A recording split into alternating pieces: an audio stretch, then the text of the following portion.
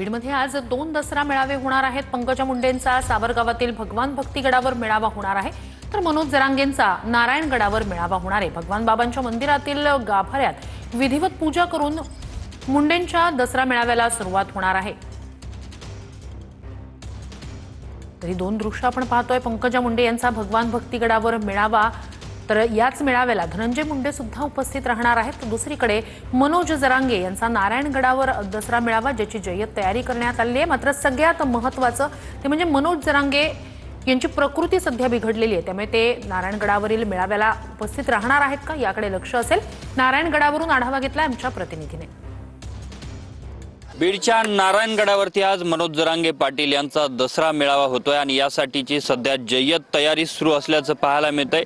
मनोज जरांगे पाटील हे ठीक 12 वाजता नारायणगडावरती दाखल होणार आहेत आणि 12:30 वाजता ते या ठिकाणी जमलेल्या लोकांना संबोधित करतील। मात्र सध्या जर या ठिकाणी आपण पाहिलं तर संपूर्ण तयारी जी आहे ती पूर्ण झाल्याची पाहायला मिळते। शेकडो भोंगे असतील, स्क्रीन असतील आणि स्टेज, या सर्व गोष्टी सध्या तयार झालेल्या आहेत। जरांगे पाटलांच्या भाषणाची आतुरता असेल या सर्व लोकांना आणि मनोज जरांगे पाटील हे आजच्या या गडावरून नेमकं काय बोलणार, मराठा आरक्षणासंदर्भात काही ते बोलणार का याकडे देखील लक्ष असणार आहे। तर आजच्या त्यांच्या या दसरा मेळाव्याच्या निमित्ताने कोण कोण उपस्थित राहणार आणि लोकप्रतिनिधींची कोणत्या उपस्थिती असणार आहे हे पाहणं देखील तितकंच महत्त्वाचं असणार आहे।